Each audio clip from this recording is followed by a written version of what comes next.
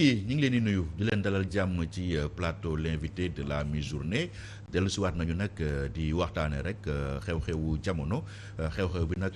fan yi yëpp mooy li nga xam ni mooy drame bi am fële ca Kédougou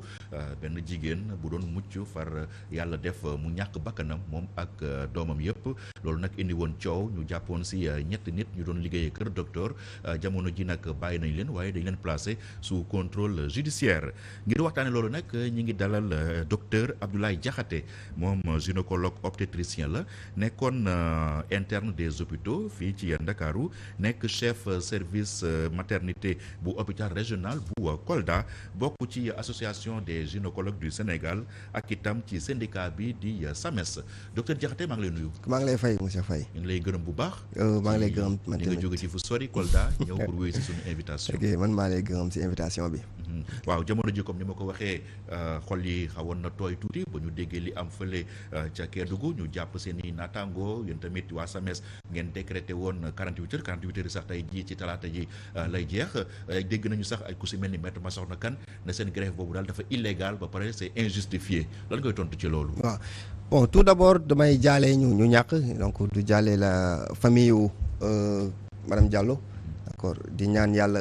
xare leen àjjana moom ak doomam. parce que d'accord parce que moment bu événement bu tragique la comme nu nga ko waxee métti na trop nu bu méttee si population bi nu bu méttee surtout si famille bi ku ñàkk ki noonu tamit la méttee agent de santé yi parce que agent de santé boo ñàkkee sa malade lu ngay yëg yow rek yaa xam te lu si gën a métti si ñun mooy da ngay yëg méttit mais da nga koy garder pour mën a continuer sa liggéey léegi nag nit ñi nag loolu na ñuy gis naa ñi seen xol dafa dëgër mais au fond bu ñu xamoon ni ñuy yëg ak bu ñuy tëju suñu bureau après du ñu xam lu ñu fay def donc vraiment événement bu metti la ñu ngi koy naqarlu ba fu mu naqarlu di yem bon par rapport ak lu maître wax bon amul lu ma si tontu wax ay waxam la d'accord donc ku nekk ak Sénégal moom malheureusement loolu fi am ku nekk day toog rek di wax lu la neex il est temps que ñu défendre honneur agent de santé yi parce que dafa am quand même depuis un certain temps léegi nit ñi lu nekk la ñuy yàq agent de santé yi alors que yàggul sax ci Covid bi c'était le contraire dañ fi ne doon toog naa ñu gàcce ngaalaama léegi ñu ni jeter des pierres un peu partout moo tax il faut que loolu dagg te loolu moo dem ba jur lii parce que lii am na lu xew ci benn hôpital am ku ñàkk bakkanam ci ay anam yu ko benn kër yëglekaay waxee te loolu moo tax ba ku ñuy woowee procureur dans l'émotion basé wu ci loolu ba def lu muy def ba mu jur lii nii yépp moo ko di jox doole bu bari sax presse bi. mais non presse procureur dina jël décision uniquement sur la base d'une une de presse. mais non waxuma mais presse dafa am doole. waaw loolu weddi presse moom doole bu mu am moom dafa jéggi dayoo ci ay moyens de vérification. tey jii presse man basé wu rek ci mais benn tey par article de exemple journal. tey par exemple li xew Kédougou ak le collègue docteur Faye ak kiwam yi naataangoom yi ba tey déggoo benn témoignage bu bon bu ñu jëmale ci ñoom. te tey réseaux sociaux yi ku bëgg bind commentaire ku bëgg def publication mais ba tey déggoo kenn muy population Kédougou muy qui que ce soit déggoo kenn ku leen yàq benn affaire ça veut dire que ñoom sont des gars qui sont dignes qui sont irréprochables benn nit moo sañ jóg wax dara muy procureur di leen traiter d'incompétent. mais nit ku nekk sa liggéey ngay juumee yow nag nit nan la mënee def ay années d'études 14 ans d'études pour dem nga naan kii homicide volontaire la def nga ni kooku dafa dem rey nit. homicide volontaire. am na beneen communiqué bu génnaat signé du procureur mu wax homicide involontaire. xam nga dossier bi dafa nekk ci justice moo tax peut-être dañ ciy xaw a tey tuuti mais leen daal am na mooy li leen di inculper ñaar la daf ni homicide volontaire ci xale bi homicide involontaire ci yaay ji xale boo xamante ni ba muy ñëw hôpital daanaka amatul bakkan kooku nan nga mënee wax waa hôpital bi ñoom ñoo ko sànq mais benn ñaar nan nga mënee accuser nit homicide volontaire ba pare bàyyi ko mu dem. yoo xamante ni assise moo koy àtte donc bu fekkoon réellement homicide volontaire la duñ leen jox contrôle judiciaire donc gars yi gis nañu incohérence yu am ci rapport procureur ak ci affaire bi maintenant il faut que ñu protéger tamit seen élément moo tax ñu mettre leen sous contrôle judiciaire en attendant la suite de l'enquête mais ak lu su mënti xew ñun ay agents de santé lañu certes mais aussi ay citoyens lañ comme ñëpp. waaw voilà. tu vois donc nit nit des justiciables comme tout le monde. nit ku nekk tamit sa liggéey ngay juumee. dëgg la tey man li may wax nii mën naa si juum. dëgg la ko yàlla. dëgg la chauffeur bi mën na juum def accident ñaanu ko yàlla. waaw yéen docteurs yi également mën ngeen juum ba nit faatu si. nit bu juumee parce que nit bu juumee ba nit faatu si ñu prouver ni que nit dafa juum te juum boobu am parce que y a erreur ak faute d'accord parce que ñoom te mën na am mais faute médicale moom lañ dul pardonné d'accord mais ak lu si mënti xew ku indi malade am sa malade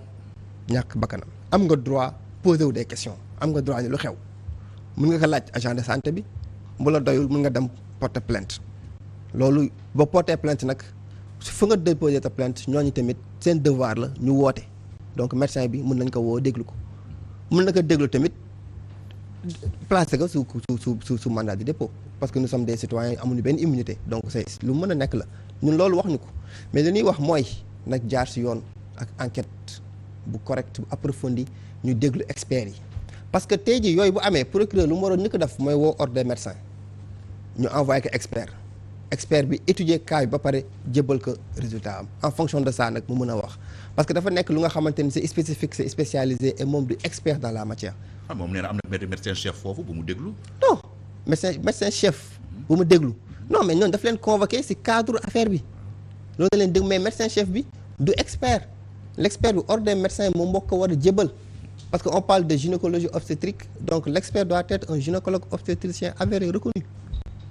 et loolu la ordre daf loolu la ministère daf ba ñu am rapport d'audit bu leer. bu dee médecins yi ñoo war a def auditu seen moroomu médecin. donc ana objectivité. ce sont des gars impartials qu'on recrute ministère dafay ñu nga xamante ni parce que tamit il faut nous avons aussi notre dignité tey jii bu dara amee ba ñu woola ba nga ñëw toog contre expertise mën na am gis nañ ko fii si ay cas yu am ay décès à Ziguinchor ñu woo ay médecins légistes à plusieurs reprises pour contre expertise donc man mi par exemple man mënuñu ma woo may bafouer sama réputation ak sama dignité si di raconter ay contre-vérité jamais donc le médecin a prêté serment donc tey jii bu ñu woowee ay experts 3 experts 3 yëpp waxandoo même chose donc je pense que foofu noonu kii mënu fa am manipulation mënu fa am Louga amoon na même cas ministère dépêché ay experts mais experts yi ba ñu étudier dossier bi lan la ñu wax insuffisance de prise en charge loolu la ñu wax si saa si ministre bi def conférence de presse pour wax donc juste pour dire que les experts qui viennent ñoom dañuy wax lu ñu gis donc nekk ñu fa pour jéem a protéger seen ay agents de santé ou pas ñoom dañuy ñëw pour wax la vérité et buñ leen dégloo rek juge bi ak ñooñu après dinañ xam vérité bi dëgg-dëgg parce que tamit wax bu yenu maanaa ñëpp xam nañ ko tamit. yow en tant que gynécologue obstétricien.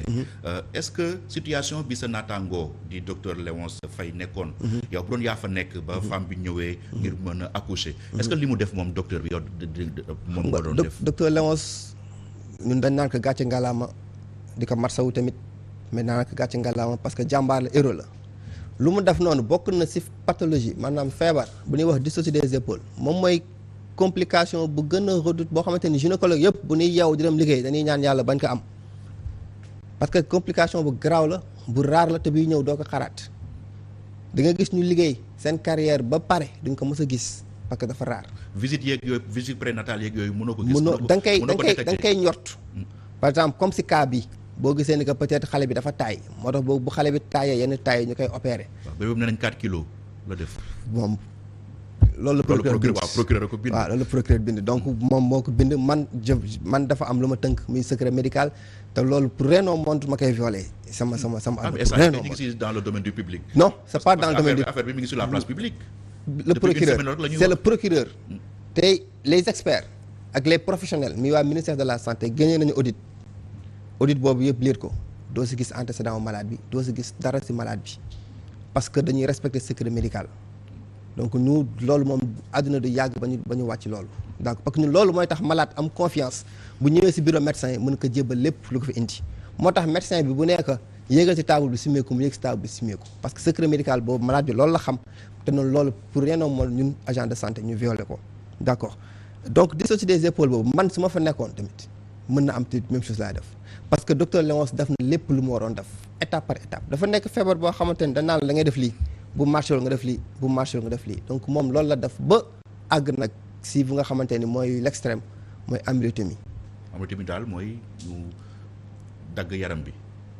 en quelque sorte c'est ça rafet wax bi. waaw en quelque sorte c'est ça c'est un peu choquant mais noonu loolu. parce que bopp bu génnee la leen di nekk si biir pour nga delloowaat bopp bi si biir surtout bu fekkee menton bi dafa génn ba pare. pour nga delloowaat ko si biir ak yaxu liggéey loolu c'est mën naa ni mënu nekk boo tax benn possibilité boobu rek moo fa am bu fekkee xale bi mënutul gi jaati suuf mooy ñu def amyotomie te moom la docteur Léonce def te loolu pour nga def ko foog nga nekk ku xarañ ak tamit ku am courage moo tax man ñi docteur Léonce gàcce ngalaama et aussi di ko matsawu parce que tamit lii ka si topp après vraiment métti na trop si un héros bu def lii parce que ça il faut être digne pour le faire. yaa ngi ne héros la mais jëkkëru ndaw si moom nee na ba mu ñëwee nee na gynécologue bi sama jabar antécédent yi mu amoon yëpp accouchement yi par césarienne la woon. donc nañ ko accoucher par césarienne mais docteur bi doon insister pour accoucher ko par voie basse. d'accord bon jëkkëru ndaw si bon vraiment di ko marsawu parce que métti na ñàkk sa soxna ak sa doom métti na trop donc di ko marsawu encore une nouvelle fois. nit ñi lu ñu war a xam nga ñun ñu opérer malade est-ce que xam ngeen moo gën a yomb moo ñu gënal ñun bu ñu sañoon ñëpp la ñuy opérer. non opérer moo gën a yomb def accouchement normal. moo tax man souvent su ma déggee courant ma dama naan opérer ba ma bañ. non dafa may jaaxal quoi man tey su ma sañoon damay ñëw salle d'accouchement opérer malade yëpp dem tëdd nelaw. ndax comme ça kenn du la woowaat naan la malade bi mi ngi fii ba malade bu nekk salle da nga koy surveiller chaque 15 minutes yaa ngi koy xool di ko xool ba mu accoucher ba pare nga continuer waat di ko xool pendant 3-4 jours avant muy génn donc malade boo opérer bi jeex na elle vient tu l'opères en 15 minutes tu passes à autre chose. donc nit ñi loolu la ñu war a xam ñun ñu opérer malade moo ñu gënal moo gën a yomb si ñun moo tax sax léegi OMS organisation mondiale de la santé dafa remarqué ni que césarienne ñi dafa bëri ba instant bi ñu ngi si def ay kii pour mu wàññeeku. c'est ça parce que dañoo gis ni que dañ koy systématiser maintenant. parce que pour wax la rek moo ñu gënal bu ñu sañoon ñëpp dañuy opérer mais risque aussi. non risque zéro amul fenn. Maintenant il faut savoir que médecine bi avancé na de telle sorte que pour nga opérer nit mu def si yenn complications yi ba décédé si c'est rarissime. anesthésie bi c'est développé léegi da ngay toog di xool intervention bi sa doom génn ñu wan la ko ci saa si nga nampal ko ci saa si tout ça te dañ lay opérer yaa ngi fekkee lépp di waxtaan ak chirurgien bi ñu lay lébal di la tegal musique ngay def lépp day am. d'accord donc parce que avancement médecine non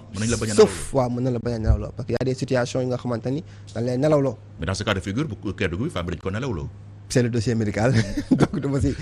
voilà. c'est ça maintenant nga kaaw Kédougou bi man dama xam parce que man Ourossogui laa serviroon avant muy ñëw Kolda donc man mën naa ni gynécologue zone rurale yi la donc et c'est pratiquement même chose dañuy am tout le temps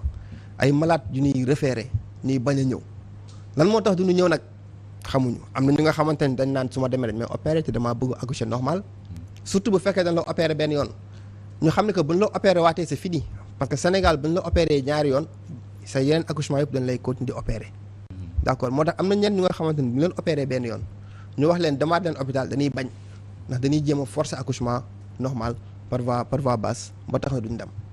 cas de figure bi xaw ma ndegam looloo tax mais daam bi daal yóbbu référé nañ ko à temps pour mu dem seeti gynécologue bi pour mu mën ko préparer dem na fa gynécologue bi jox ko rendez-vous pour préparer intervention bi parce que c'est comme ça que ça se passe mais daam bi malheureusement elle n'est jamais venue masul ñëw si rendez-vous boobu ba lii nii yëpp am na si. mais li nga wax nii am na solo dañ ko war a gën a leeral. donc nga ne bu ñu la césarienne ñaari yoon. li la dese yëpp ci accouchement dañ lay césarienne. waaw xam nga césarienne dafa am lu ñuy wooyee indication mooy lan moo tax ñu opérer la. am na ñu nga xamante ni jigéen ñi seen ndigg moo xat bassin fi xale bi di jaar parce que fii nii yax la fi hanche nii ay yax la foofu lay xale bi di jaar foofu fekkee dafa xat te yow sa màgg jeex na am nga 20 ans et plus nga xam ne yow dootoo màgg kooku bu ñu la xasoon opérer sa yëpp dañ lay opérer. parce que sa ndigg li du changer lu na ñuy wooyee césarienne itérative dañ koy defaat maintenant bu fekkee nag dañ la opérer parce que peut-être da nga amoon tension nga amoon ba crise par exemple ñu opérer la fekk yow sa lépp baax na kooku beneen yoon mën na accoucher loolu sans problème bu fekkoon par exemple nag dañ la opérer peut-être parce que xale bi nu mu tëddee woon moo baaxul ñu opérer la beneen yoon xale bi tëdd normal mën nga accoucher normal mais bu fekkee daal dañ la xas bu opérer ñaari yoon fii ci Sénégal parce que dans les autres pays loi sénégalaise la sont les normes et protocoles du Sénégal buñ la loolu la ñuy wooyee utérus bicicatriciel BC2 maanaam boo amee buñ la opérer 2 fois rek c'est fini yow léegi yeneen césarienne yeneen accouchement yëpp ça doit être non seulement dañ la war a opérer mais dañ la war a opérer avant ngay commencer matu moo tax ñu lay jox ay rendez-vous avant pour préparer intervention bi ndax da ngay ñëw ñu opérer la avant sa biir di métti ndax sa biir warul métti benn yoon parce que buñ la xasee ba opérer benn yoon sa butigu njurukaay bi dafa noy buñ la opérer waatee ñaari yoon moom kooku moom benn contraction bu ndaw ndax contraction comme muscle bi kii la biy dëgëral benn contraction bu ndaw boo ko amee rek butigu njurukaay dafay fàcc te bu fàccee moom xale bi kenn waxtu ko moom day ñàkk bakkanam bi saa si mais boobu luy am importance foofu mooy vie wu yaay ji parce que day ku saigner di saigner comme un robinet qui est ouvert moo tax nit ñi il faut que parfois ñuy bàyyi xel si loolu que bu leen waxee ñu dem bu leen référé bu leen jébalee feneen ñu du d'accord dem am nañu nag droit dem seeti beneen avis par exemple tey mën nga ñëw si gynécologue bi la dama lay opérer bëggoo ñu opérer la nga dem seetiwaat beneen gynécologue pour xool na lay wax mais lu ñu warul def mooy toog sa kër naan damay forcer accouchement normal bi parce que souvent loolu mooy jural nit ñi problème te tamit leneen am na mooy situation yii nii metti na trop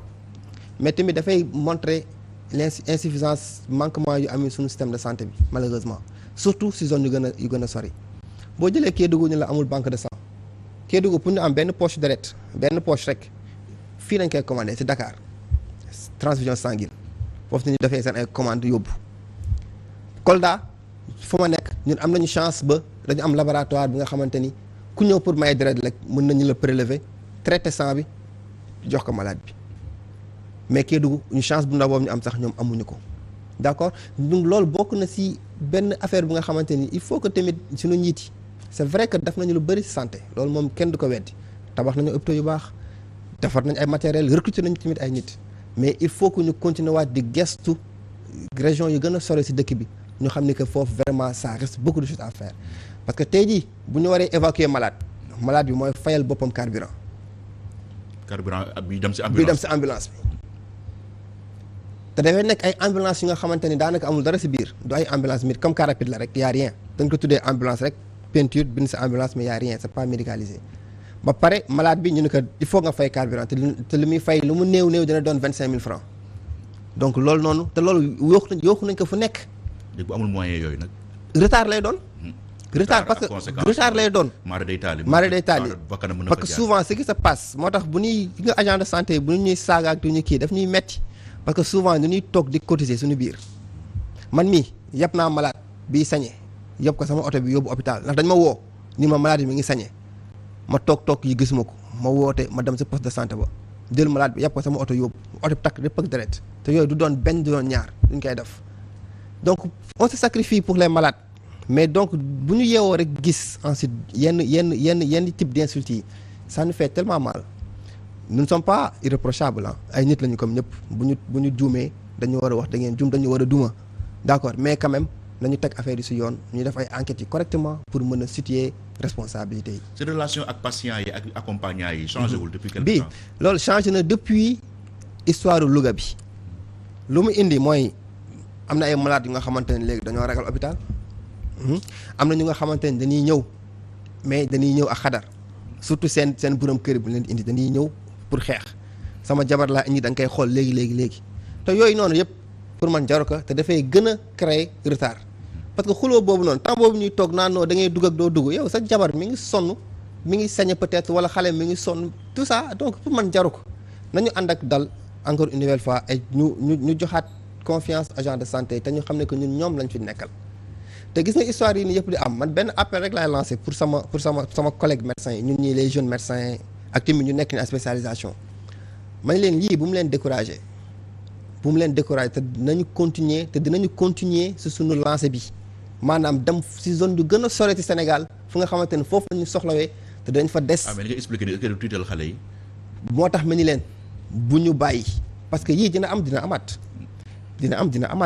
et ce sont ces situations comme ça ñoom ñooy permettre affaire yi di évoluer malheureusement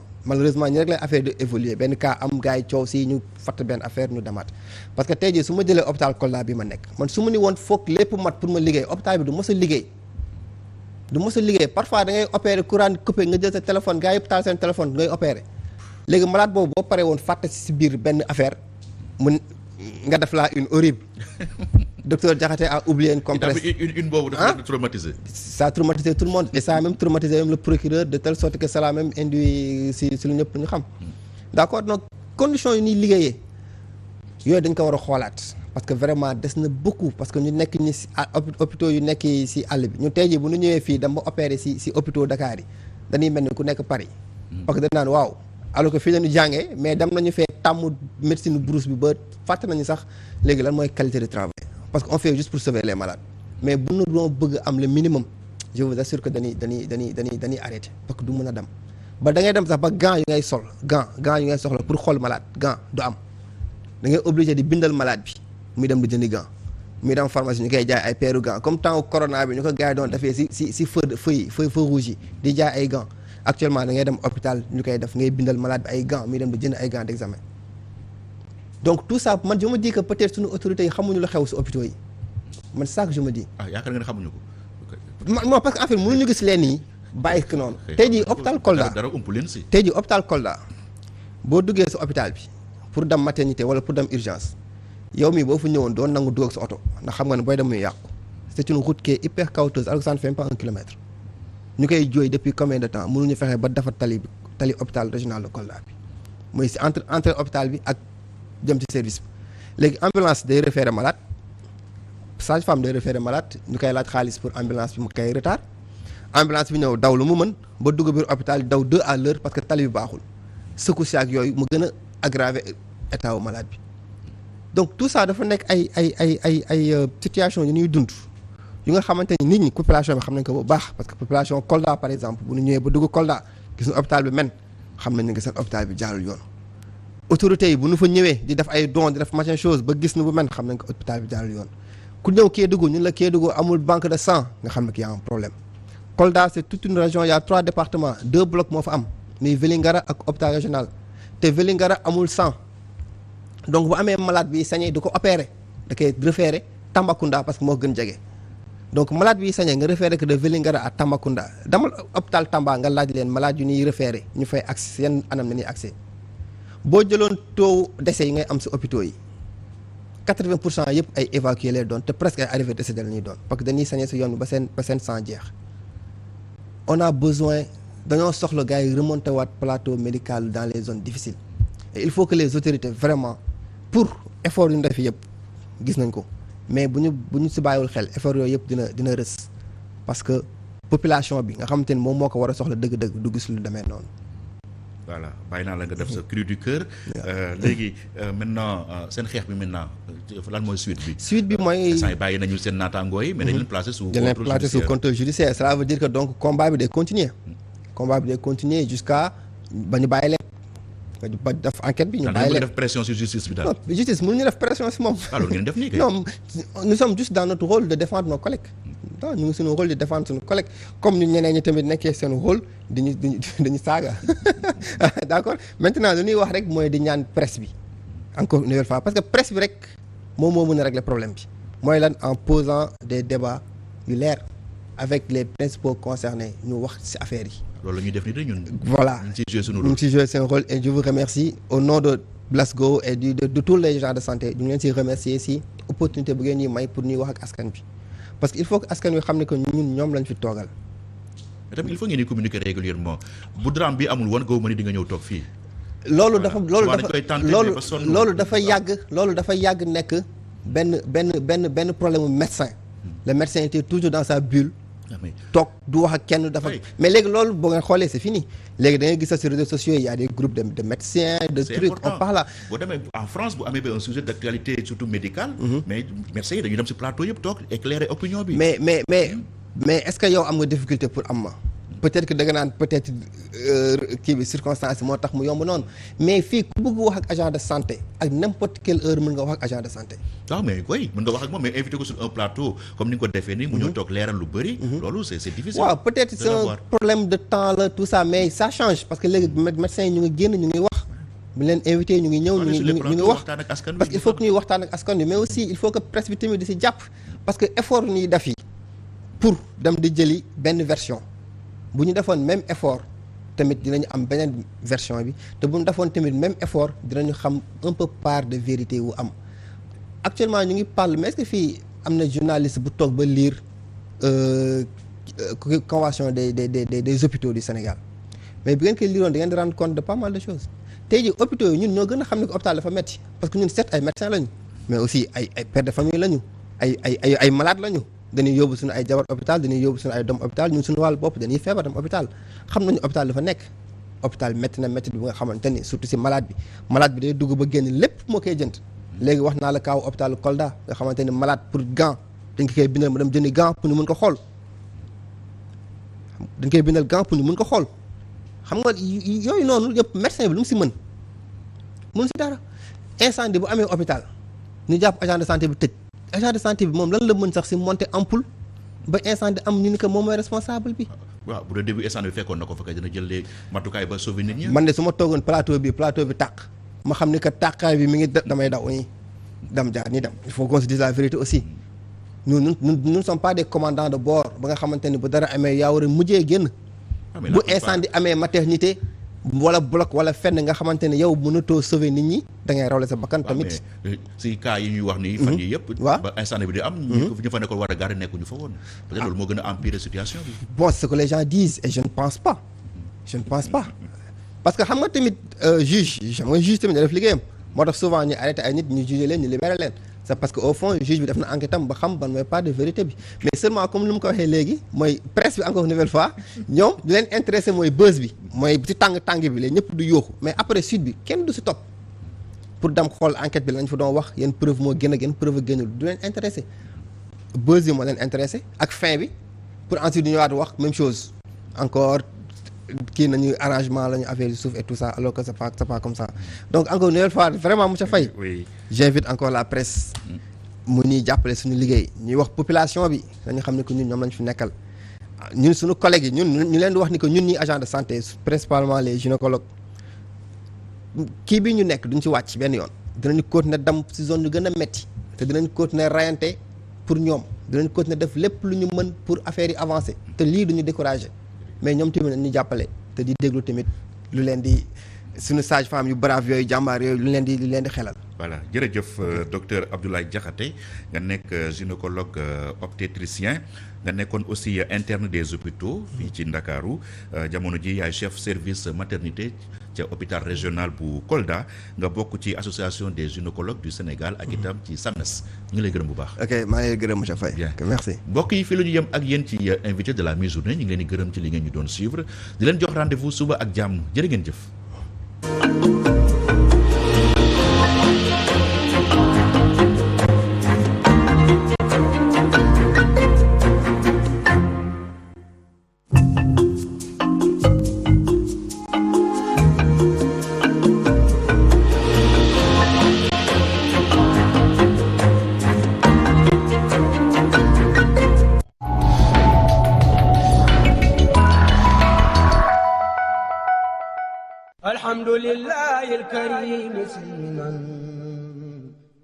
asalaamaaleykum waa Sénégal yëpp góor jigéen mag ak ndaw sama baat nag li ko tax a jóg tey mooy kilifa diine yëpp ci Sénégal képp ku nekk ci réew mi am na lu jug